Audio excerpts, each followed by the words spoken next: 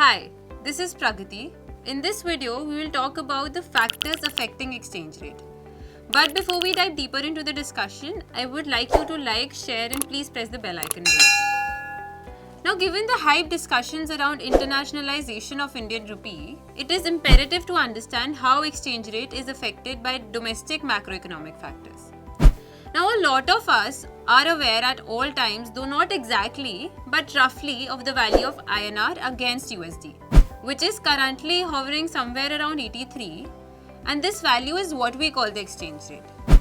So, this value is affected by a number of macroeconomic factors, and by each factor in a different fashion and to a different extent.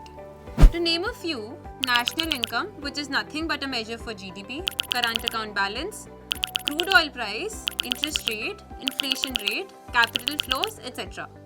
Now, all of these affect exchange rate randomly and are themselves considered to be volatile and uncertain, keeping in view the state of the economy prevailing in the country. Say for capital flows, if there has been massive FPI inflows, it can lead to overheating of the economy because of increased purchasing power of the currency and thus a higher aggregate demand. Now, this might cause the central bank to intervene, arrest excessive appreciation of the domestic currency. Now, this intervention is carried out by purchasing US dollar and thus increasing the demand of dollar and releasing INR in the market so as to make it less attractive. Now, all of this stabilizes the appreciating value of INR. Now, coming to inflation, we obviously understand how a rise in inflation weighs upon the purchasing power of the currency. Say a bar of chocolate which was worth Rs 100 10 years back is now roughly valued at double the price. So when a country experiences higher inflation compared to its peers, its domestic goods and services become relatively more expensive, leading to a decrease in its purchasing power.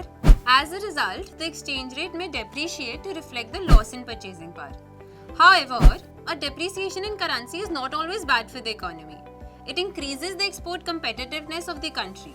So say if rupee depreciates from rupees 70 to rupees 80, foreign economies can now import more quantity without increasing the import bill. Thus, to conclude, there could be a number of factors which affect the exchange rate, and all these factors are interconnected, which affect the exchange rate directly or indirectly and also to a varying extent.